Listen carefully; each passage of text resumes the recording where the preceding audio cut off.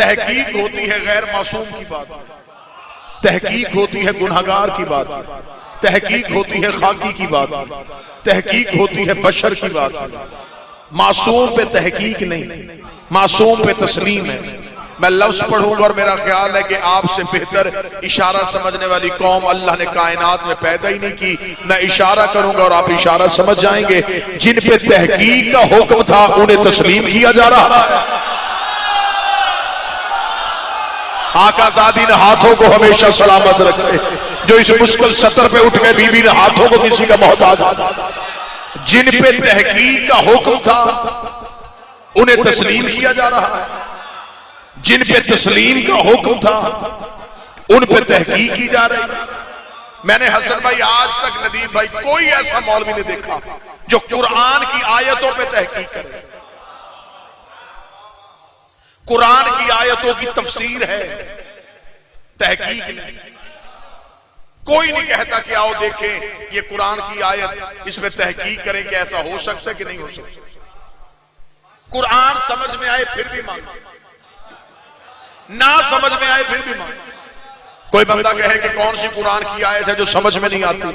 अनगिनत आयतें ऐसी हैं जो आज तक अकल इंसानी से बाहर है। आप कहें कौन सी आयत है, मैं भी पढ़ देता हूं। आदम बगैर माँ बाप के दुनिया में कैसे आ गया? तहकीक नहीं करनी, तस्लीम करना है। नूह के तंदूर से पानी निकल के पहाड़ों के ऊपर कैसे गया? तहकीक नहीं करनी, तस्लीम करना है। मूसा के असा ने दरिया में रास्ता कैसे बनाया था? तहकीक नहीं करनी, तस्लीम करना है। इब्राहिम ने नारे नमरूद को ठंडा कैसे किया था? तहकीक नहीं करनी, तस्लीम करना है। इस्माइल छुरी के नीचे से जिंदा कैसे निकल आया? तहकीक नहीं करनी, तस्लीम करना है। यूनुस 40 दिन मछली के पेट में जिंदा कैसे रहा? तहकीक नहीं करनी, तस्लीम करना है। यकूब को यूसुफ के कुर्ते से आंखें कैसे मिल गई? तहकीक नहीं करनी, तस्लीम करना है। असहाबे कहफ जिंदा कैसे रहे? तहकीक नहीं करनी, तस्लीम करना है। ईसा ठोकर से मुर्दे को जिंदा कैसे करता था? तहकीक नहीं करनी, तस्लीम करना है। अगर कुरान की आयतों पे तहकीक नहीं है तो फिर ये भी तहकीक नहीं है कि अली 40 जगहों पे कैसे चला गया, अली ने सूरज कैसे पलटा दिया, अली ने मुर्दे को जिंदा कैसे कर दिया, हुसैन ने राहत को बेटे कैसे दे दिए। जो कुरान पे तहकीक करे वो भी काफिर, जो अली के फजाइल पे तहकीक करे वो भी काफिर। मौला हुसैन कुरान की किसी आयत में तहकीक नहीं, ऐसे ही अली की किसी फजीलत में तहकीक नहीं।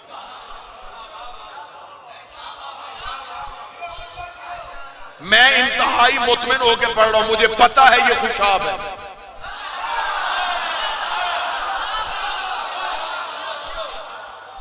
कोई ये ना समझे कि शायद मुझे खबर नहीं। मैं मुकम्मल हालात से बात कर रहा हूं। इसलिए मैं कह रहा हूं कि अगर कुरान की आयतों पे तहकीक, फिर अली के फजाइल पे भी तहकीक। कुरान समझ में आए फिर भी मानो, ना समझ में आए फिर भी मानो। अली का फजाइल समझ में आए फिर भी मानो।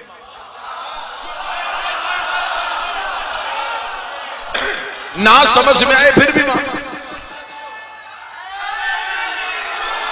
कुरान और अली का रिश्ता है। कुरान जय्यद है, अली सैयद है। कुरान दावा है, अली दलील है। कुरान मुकदमा है, अली वकील है। कुरान में सूरा कौसर है, ये साकिय कौसर है। कुरान में सूरा रहमान है, ये रहमान की जान है। कुरान में आले इमरान है, ये फरसत इमरान है। कुरान में सूरा कदर है, ये साहिब कदर है। कुरान में सूरा मोमिनून है, ये अमीरुल मोमिनीन है। कुरान की छोटी भी आयत होती है, बड़ी भी आयत होती है। इस घर का छोटा भी अली होता है, इस घर का बड़ा भी अली होता है। कुरान को देखना इबादत है, अली का चेहरा देखना इबादत है। कुरान का पढ़ना इबादत है, अली अली करना इबादत है। कुरान को नीचे से छू नहीं सकता, अली से हरामी मोहब्बत कर।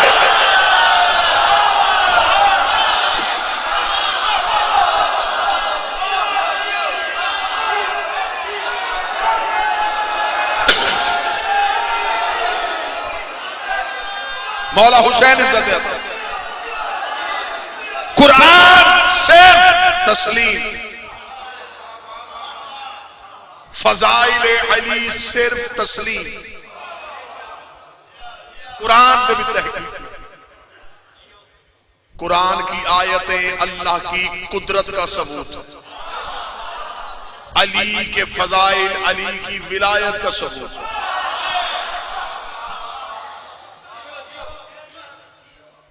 कुरान जो कहे तस्लीम करो, नबी जो कहे तस्लीम करो। आप कहें कि कैसे? नबी ने कहा अल्लाह है, हमने बगैर देखे तस्लीम किया। हम में से किसी ने अल्लाह देखा? माना क्यों? मुस्तफा ने कहा। ऐसा ही मैं फिर जुमला कहने लगा, अल्लाह देखा है। क्यों माना? नबी ने कहा। फिर पंचायती बंदे बैठो, इसी धीमे लहजे में नतीजा सुन लो। मुस्तफा के कहने पे ना देखा, अल्लाह मान लेते हो, दिखाया हुआ अली का हाथ। वो बंदा बैठा जो सदर की कदर कर सकता,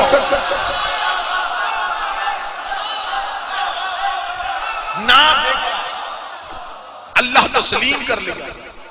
इसका मतलब है कि हम नबी को मानते, नबी जिसे मनवाए हम उसे।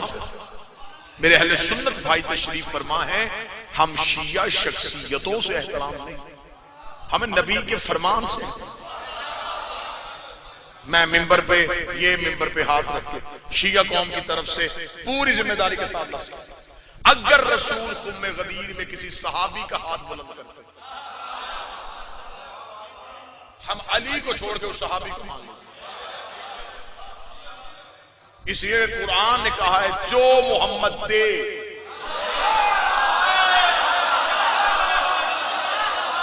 वो ले लो। रसूल ने हमें अली दिया, हमने लिया। मेरे सुन्नी भाई तशरीफ फरमाए हैं, झगड़ा शिया सुन्नी का नहीं है, ये बिल्कुल गलत बात है। आज बंदे उठ के खड़े होकर कहते देखिए हमारा अल्लाह एक है, हमारा नबी एक है, हमारी किताब एक है, हमारा काबा एक है, हम एक क्यों नहीं? ये बड़ी अच्छी बात है मौलवी की, लेकिन वजह मैं बताता हूं कि हम एक क्यों नहीं। अल्लाह एक है, नबी एक है, किताब एक है, किबला एक है, इमाम एक नहीं। मैं बात खोल के कर देता हूं, झगड़ा अल्लाह पे नहीं, झगड़ा नबी पे नहीं, झगड़ा कुरान पे नहीं, झगड़ा काबे पे नहीं, झगड़ा इमाम। खुदा ने कहा नमाज पढ़ो, हमने कहा कैसे? तो मैं जैसे नबी पढ़ता था। यही है नबी। अब हम में से किसी ने नबी को नमाज पढ़ते देखा नहीं था, हमने अपने अपने इमामों से पूछा। मुश्किल बात तो मैंने शुरू नहीं की, कोई मुश्किल बात मैंने शुरू नहीं की, बड़ी आसान बात। खुदा ने कहा नमाज पढ़ो, हमने कहा कैसे? पूरे कुरान में नमाज का तरीका नहीं लिखा, हुक्म है, तरीका नहीं। मेरे मालिक तूने कुरान में सीधा सीधा लिख देता कि फजर की 2 पढ़ो, जोहर की 4 पढ़ो, असर की 4, मगरिब की 3, ईशा की 4।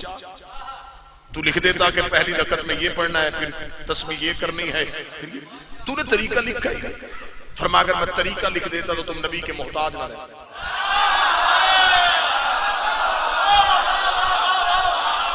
इसका मतलब है कि उस बंदे ने गलत कहा था कि कुरान काफी है, किताब काफी नहीं है। अगर किताब काफी होती तो आज स्कूलों में सिर्फ किताबें होती, टीचर ना होते। आज अदालतों में सिर्फ कानून की किताबें होती, जज ना होता। ट्रैफिक के चौकों में कानून की किताबें होती, वार्डन। ये सब कुछ इसलिए है कि किताब तब तक होती नहीं जब तक किताब पे अमल करवाने वाला। बताओ जी, मेरी तरफ रखिए, अब ध्यान मेरी तरफ रखिए। उस दर की बजाय इल्म के दर की तरफ देखिए तो बात ज्यादा समझ, ठीक है। अब हमने खुदा ने कहा नमाज पढ़ो, हमने कहा कैसे? मैं जैसे मेरा नबी पढ़ता था। अब ये जैसे कौन बताएगा? अब हमने अपने अपने इमामों से पूछा। एक के इमाम ने कहा यहां हाथ रख के पढ़ो, दूसरे के इमाम ने कहा नहीं नहीं नहीं नहीं ये यहां रख, तीसरे के इमाम ने कहा नाफ बिल्कुल गलत है, वो तो नाफ के नीचे रखे। हमारे इमाम ने कहा हाथ खोल के। अब ये तो हो ही नहीं सकता कि नबी मुख्तलिफ तरीकों से नमाज पढ़ते हो।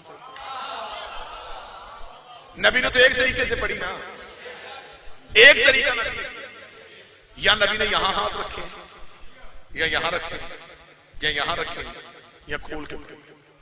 अब ये कौन बताएगा कि इनमें से कौन सा तरीका नबी वाला है? अभी अभी अभी हल कर लेते, किताबों के हवाले की जरूरत नहीं पड़ी। 1400 साल हो गए बंदे एक दूसरे की गर्दनें काट रहे हैं। तेरी नमाज गलत है, मेरी नमाज ठीक है, तेरी नमाज गलत है, मेरी नमाज ठीक है। ये लड़ाई बाद में करना कि नमाज किसकी ठीक है, पहले ये पता करो इमाम किसका ठीक है। झगड़ा तो नमाज भी है ही नहीं,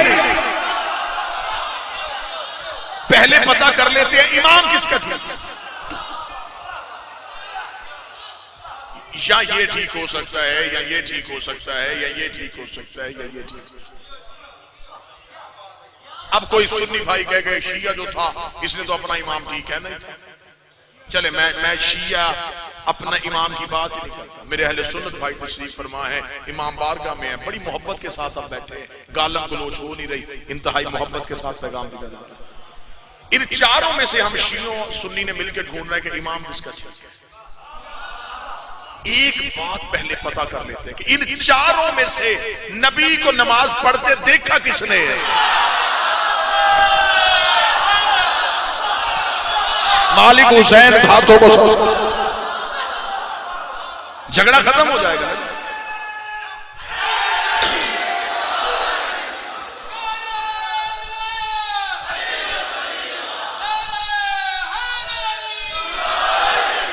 पता कर लेते जिसके इमाम ने नबी को नमाज पढ़ते देखा है, हसन भाई इसका मतलब है कि उसका इमाम ठीक है। अब 4 इमाम हैं मेरे अहले सुन्नत भाइयों के पास, एक फिका हमारे पास है।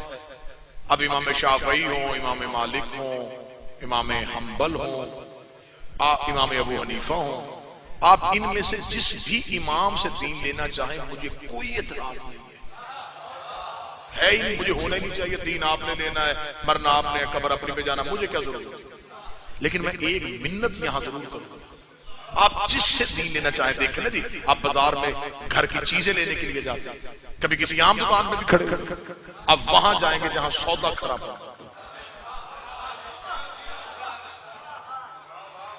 यानी कि आपने सौदा लेने के लिए अच्छी दुकान का इंतखाब कर लिया और दीन लेने के लिए आपने ये सोचा कि मुझे कहा जाए। आप जिससे मर्जी दीन पूछे, मुझे कोई एतराज नहीं है। लेकिन मेरा अहले सुन्नत भाई, मैं आपसे गुजारिश करूंगा कि आप जितने आइमा के मानने आप उसे माने, लेकिन उनमें से आप देखें कि किस इमाम ने नबी की जिंदगी में अपना दौर गुजारा। एक इमाम 50 साल बाद आ रहा है, एक 75 साल बाद आ रहा है, एक 95 साल बाद आया, एक 125 साल बाद आया। जो 50 साल के बाद आया उसने भी नबी नहीं देखा, जो 75 साल के बाद आया उसने भी नबी नहीं देखा, जो 95 साल बाद आया उसने भी नबी नहीं देखा, जो 125 साल बाद आया उसने भी नबी नहीं देखा। अब हम शिया, हमारा कसूर क्या है कि हमने सच्चा इमाम मान लिया, ये हमारा कसूर है। हमने अली से दीन इसलिए पूछा है कि अली ने आंख खोली तो नबी की गोद थी, नबी ने आंख बंद की तो अली की गोद। मौला हुसैन इज्जत दे।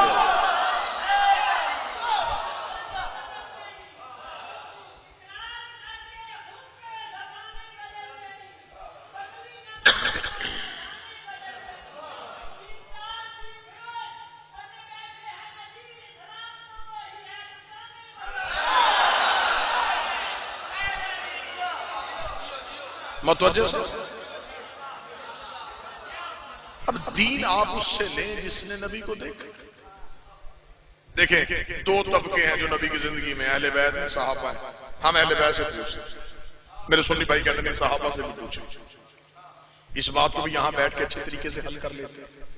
जब मैं पंडाल में दाखिल हुआ उस वक्त मजमा इतना नहीं था, जब मैं मिंबर में बैठा तब भी इतना नहीं था। मेरी मजलिस शुरू हुई, खुतबा पढ़ के 5-7 मिनट बाद कुछ लोग मजलिस में आ गए। अब जिस बंदे ने 10 मिनट के बाद मजलिस सुननी शुरू की, उसे क्या पता कि मैंने 10 मिनट पहले क्या पढ़ा।